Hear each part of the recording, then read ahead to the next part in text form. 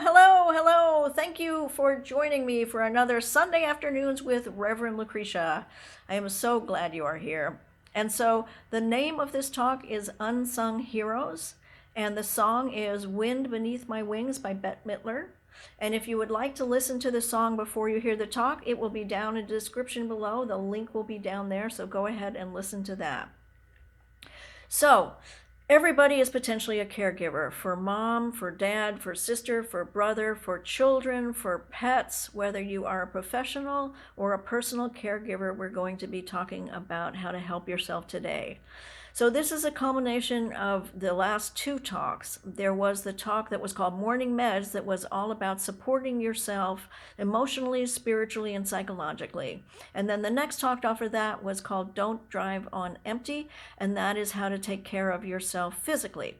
So you're going to need all of that information to help you with this talk. If you haven't listened to those before, please do. They will contribute to the discussion that we're having now. So it's about celebrating you, about being an extension of God's hands and feet on the ground. You are all heroes, all of the caregivers amongst you. So the World Health Organization decided that 2020 was the year of the caregiver, and how incredible it was that that happened in January, right before COVID hit. Who knew that we were going to need caregivers now more than we ever needed them before? So we're going to be talking about compassion, balance, and how to help yourself. I'm going to be giving you some resources. It is an honor and a privilege to serve God in this way, but there are consequences that need to be acknowledged. So 2 Corinthians 9:7 says, "Each of you should give what you have decided in your heart to give, for God loves a cheerful giver." Caregiving takes a toll, physically, psychologically, emotionally, and spiritually, and we will discuss ways to support yourself during this critical and challenging time.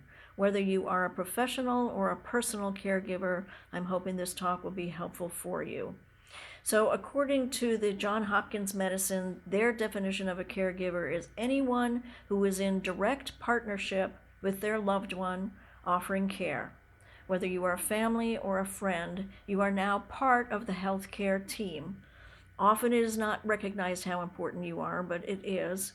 You are an example of altruism, which is so devoted that sometimes you don't think of yourself as central, but in fact you are. So if you are a caregiver personally, they want you to acknowledge that there is a process in becoming a caregiver. You didn't start out that way. Your role has changed from who you are before. And you've evolved into this role of being a caregiver. You are often closest to the person. You notice psychological, physical, emotional, and spiritual changes before anyone else does, and that's why you are so important. We're going to discuss the need for support groups, home modification services, legal and financial counseling, meal delivery, respite care, going away to take a break, and how important that is. We're going to talk more about that later. According to an article, The Importance of Family Caregivers by the Change Foundation, 75% of family caregivers work. There is a cost that is emotional, including isolation and loneliness and guilt.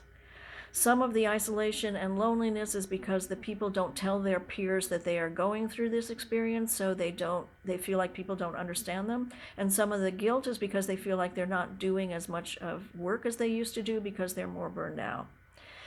There are also costs that are financial pressures because of reduced work hours and loss of jobs sometimes, the challenges of work flexibility, and how to navigate the systems. So the rate of burnout among caregivers has doubled in the last 4 years. It is now at 33%.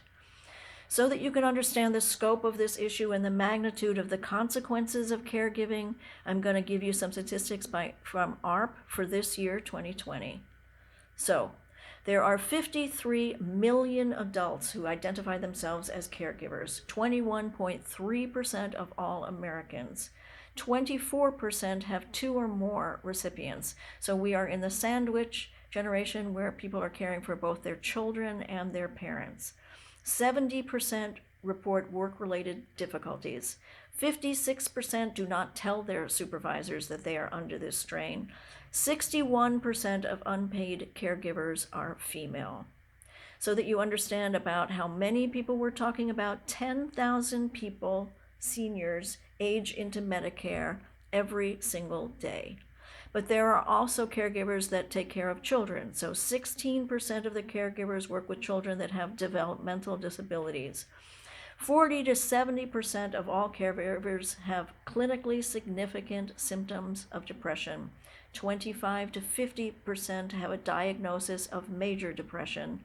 23% report worsening health due to caregiving. 60% have fair to poor health after becoming a caregiver and have now chronic conditions that they will have the rest of their lives. 23% have a higher level of stress hormones. 15% have a lower level of immune responses, antibody responses, so their immune systems don't function the way that they are supposed to. 63% have developed eating disorders as a result of being caregivers, and 58% say their exercise habits are worse than they were before they were caregivers. So these are daunting numbers, to be sure. Caregivers are heroes. They rise above repeatedly difficult circumstances that last longer than anticipated. The general average of taking care of an elderly person is 4 to 4.5 years. They do this under exhausting amounts of stress, usually without complaining. While going above and beyond the call of duty is commendable, it is not necessarily healthy behavior. So we are going to talk about how to let go of habits that do not serve us. According to Resilient Skills for Caregiver Heroes, written by Eileen McDarg, being resilient is all about energy management. So she wrote 2 books, Your Resiliency GPS and Burnout to Breakout, Building to Resistance to Refuel, Recharge, and Reclaim What Matters. So it's not about bouncing back, she says. It's about growing through to be stronger, wiser, and smarter. So God certainly wants us to be our best and biggest selves, and caregiving is one of the things that will stretch us, to be sure. But we need to be careful that we're not burning out. And she says there are 2 ways to do that. They are through head talk and heart walk. So when we are feeling anxious, we automatically go to the place of fight or flight. And when we do that, when that takes over, we become irrational. We can retrain the brain, she says. We can stop anxiety by using words like I choose to versus I have to. When you say I choose to, you are taking your power back and you are letting your head know that you are in control. Say words like what is it that I am choosing to do today? How do I stay safe? How do I care with compassion? Say words like I am strong and capable and powerful. I extend care and kindness to all before me. I will prevail in this moment. You can reframe your thoughts. She says, stay in the moment. Don't worry about what happened yesterday and be blaming yourself for that. Don't worry about what could go wrong tomorrow. All of your power is in the present moment, is in the now. And we've talked about that in other circumstances. Use what she calls the heart walk. So the core of the word heart is ear. I have never thought of that before, but that's the truth. The core of the word heart is ear. She says, listen to your intuition. Listen to your heart. Listen to yourself. Your heart will tell you what you need for self-care. One way to help yourself is to breathe. Take in those deep breaths and hold your heart for a moment. Your heart is telling your brain to come back to center. Choose how to extend gratitude and compassion to yourself, while at the same time asking what you can do, what you need to do for others to provide competency, care, and compassion. Kathy Beat Dempsey was an ER and trauma nurse for over 30 years. She is the president of Keep Shedding Inc. She is author of the book Shed or You're Dead and co-author of Shed Happens, 7 Ways to Overcome Life's Challenges at Work and Life. So as I said, she was an ER trauma nurse for over 30 years. She was the first nurse in the United States diagnosed with AIDS as a result of workplace exposure. So she often worked very long shifts. Her message to everyone is about knowing your limits. So she described how she worked 3 12-hour shifts. She came back in the next day and her supervisor had scheduled her to do an 8-hour shift and asked her to take on another 4 hours of the shift. And she hesitated for a while. Her supervisor said someone had called out and they were in trouble. And Kathy hesitated for a while, and against her better judgment, she took on that extra shift.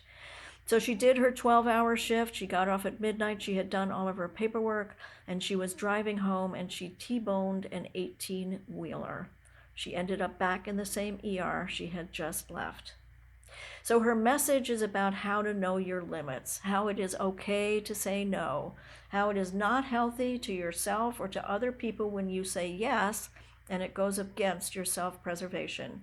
She talks about shedding those parts of you that no longer serve you. She says, we all shed physically, mentally, and spiritually. Her logo is actually a lizard, and she says lizards grow by shedding their skin. If they don't shed, they die. And if you don't grow, you will die. She says it is a 2-part process. The first part is letting go of all the old things that are unhealthy and that no longer serve you.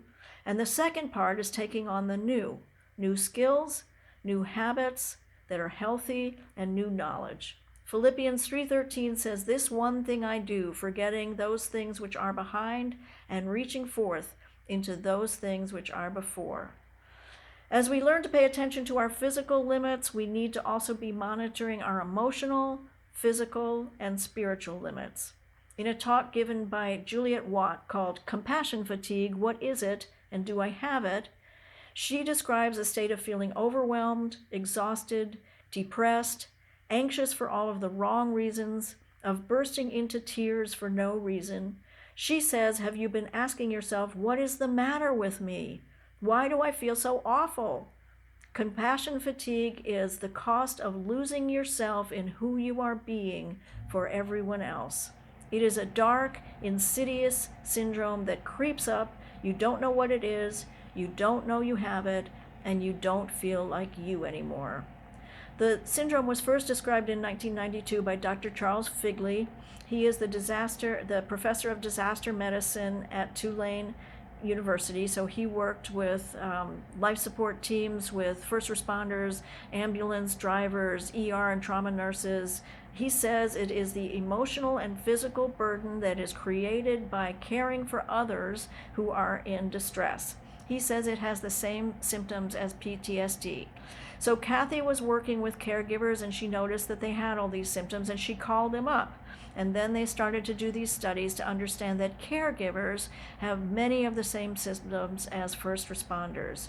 So compassion fatigue is when you are irritated and frustrated most of the time. You're feeling absolutely worthless and terribly sad. You are isolating and distancing yourself from everyone around you, including your family. This syndrome applies to professionals, but also personal caregivers. And remind yourself again that 1/3 of Americans are providing long-term care for those that they love. When you're doing that, their needs come first. Their survival is more important than yours. You provide medical attention, cooking, cleaning, and sometimes caring for serious mental illnesses like Alzheimer's and dementia, often without having any training. Often, compassion fatigue is misdiagnosed as depression, and antidepressants are prescribed, but this actually makes the syndrome worse. The answer is coming to a place of peace by asking yourself, what is the most important thing in your life? The only healthy answer is I am. I am the most important thing in my life. People may tell you that you are selfish. People may not like you anymore. We've talked about this in other talks, the fact that you have to put yourself first if you're going to be able to help anybody else. You must take care of your own happiness first. If you can't live in gratitude and joy, how can you possibly bring fulfillment and joy to somebody else? Helping should not hurt.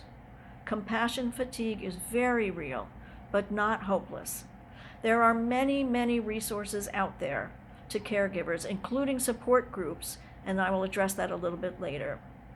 The Family Caregiver Alliance National Center on Caregiving talks about managing your stress. They say to recognize the warning signs early: irritability, sleep problems, and act to get help and respite care. Don't wait until you are overwhelmed. So respite care is when you get somebody else to come into your house so that you can leave. Whether it is a friend or someone you pay, you need to get out of the house. There are many local agencies that provide respite care, and I strongly recommend caregiver.org as a place to start. You go there, and they have other links to places where you can get more information, and I will put some links down in the description below. It has been documented how even a couple of hours away will make all of the difference in the world. So identify the source of stress. Do you have too much to do? Is it because of family disagreements? So many times there are several family members that are helping to deal with the person, the care recipient. You are the person that's on the ground in the house, but there are sometimes other people that are out of town that are dealing with the financial responsibilities or that are dealing with legal responsibilities, but you're the person who's there in the house. And so the question is, are you feeling so stressed out because of family disagreements? And you can get counseling to help you with that. Is it because of feelings of inadequacy that you have, or is it the inability to say no? Identify what you can and what you cannot change, and what do I have control over, and what can I change. Take an action as soon as possible. Take a walk, do some exercise, do some gardening or some meditation. Go have coffee with a friend. Set goals for how to help yourself. The first is to take a break. The second is to reach out for help with tasks like bathing, shopping, and preparing meals. Engage in activities that make you feel better. Seek solutions, identify the problem. The biggest problem may be that you think you have to do it all by yourself. Find a different answer. Ask a friend to help, even for a couple of hours. Use resources and agencies in the area. If the first solution doesn't work, try another. Try a different friend, try a different agency. Focus on self-care practices. Stress reduction techniques, we've talked about this, such as prayer, meditation, and yoga. Attend to your own health care needs. There are statistics that say that caregivers stop going to their own doctor's appointments and their own dentist appointments, and they're not taking care of their own medical needs anymore. Get proper rest and nutrition. Exercise regularly, at least for 10 minutes a day. Take time off without feeling guilty. Participate in pleasant, nurturing activities such as reading a book, taking a bath, or listening to music. Seek and accept support from others, counseling or support groups. Identify and acknowledge your feelings. So we've talked about before, when you're having something that's stressful for you, that's overwhelming to you, that you're feeling pain about, it will be lessened as soon as you verbalize it and get it out. So because all of the research that I did pointed to the one of the most important things that you can do to help for yourself is to get support groups, is to join a support group. I'm going to talk to you more about that. So there's 7 reasons for joining a support group for caregivers. 1, having appropriate social outlet with like-minded people with shared experiences. So just having people that you can talk to that know exactly what you're going through. 2, receiving validation that your needs matter too. So someone who is going through the same experience that can say, I understand, go take a walk, go take a bath, go take care of yourself. Number 3, finding strength in difficult times, support without burdening family members and friends. So a lot of times people don't talk to family members because they don't want to burden them, in quotes, or to friends because they don't want to feel like they're just dumping. But when you join a support group for caregivers, you can talk about it there. 4, being part of a safe and confidential community. 5, getting practical advice and information, recommendations on healthcare providers, on product recommendations. So they can tell you, oh, you can get a different bathtub in there with a door. So things that non-caregivers wouldn't know about. You need to be able to talk to people who've gone through the experience that can say, oh, I used this meal delivery system and it worked out really, really well. So number 6, preventing caregiver burnout. Number 7, gaining improved mental health. So there is a list of caregiver books, blogs, podcasts, and apps. So there are blogs you can read every day. There are apps that you can put on your phone for managing your stress, but also for being able to watch your care recipient at home. All of those are listed. I'll put the link below. But all of those are listed on caring.com/caregiver/caregiver support. Again, that's caring.com/caregiver/caregiver support. So, staying healthy as a caregiver is all about balance. It's all about giving away ourselves versus giving to ourselves.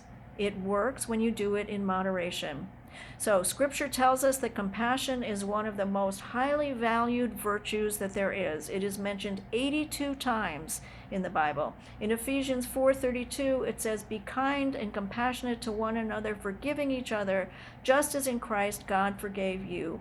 Philippians 2:1-3 says, "Therefore, if you have any encouragement from being united with Christ, if any comfort from his love, if any tenderness and compassion, then make my joy complete by being like-minded, having the same love, being one in spirit and of one mind."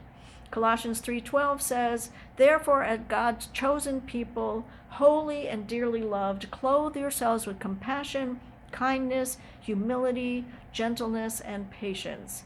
Compassion is defined as benevolence, empathy, grace, humanity, kindness, mercy, sympathy, tenderness, consideration, and heart kindness.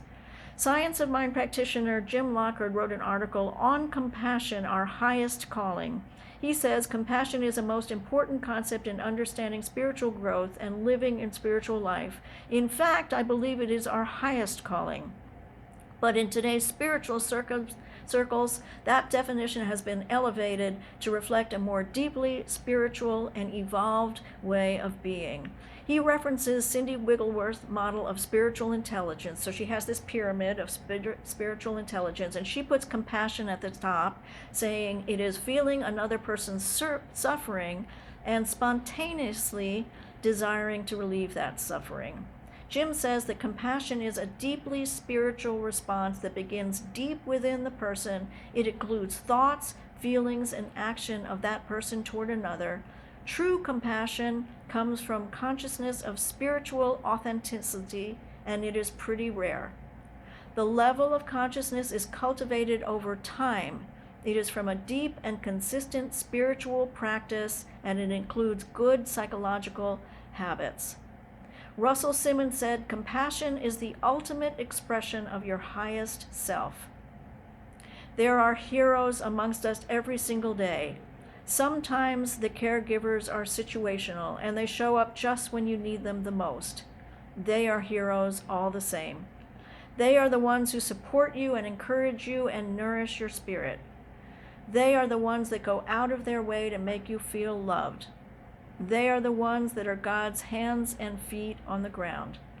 As I prepared for this talk, I saw videos of dozens of compassionate caregivers, professional doctors and nurses and home health aides, as well as families and friends who rose to the occasion. I saw a video of a 24-year-old young black man who gave up his independence to move back home with his parents to take care of his disabled brother.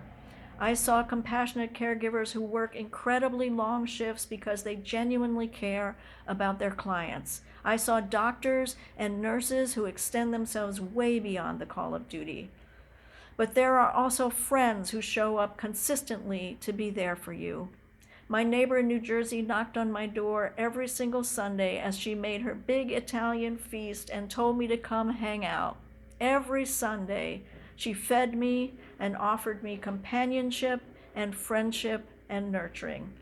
I have friends who showed up at my mom's house to help me clean it up and prepare it for sale, and they arrived on the scene with coffee and food week after week after week.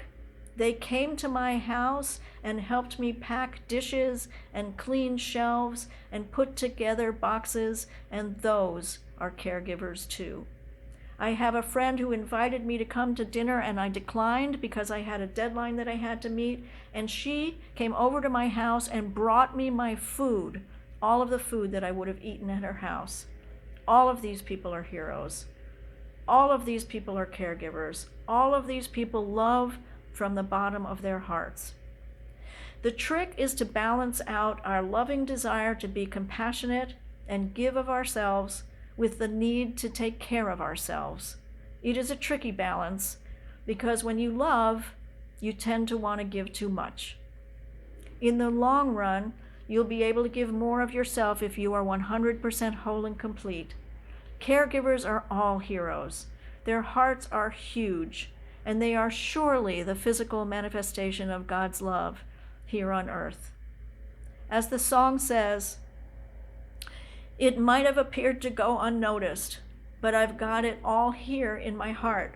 I want you to know I know the truth. Of course I know it. I would be nothing without you. Did I ever tell you you're my hero? You're everything, everything I wish I could be. I can fly higher than an eagle, for you are the wind beneath my wings. We value you, we celebrate you, we honor you, we give thanks for you, all of you who are the wind beneath our wings. And so it is.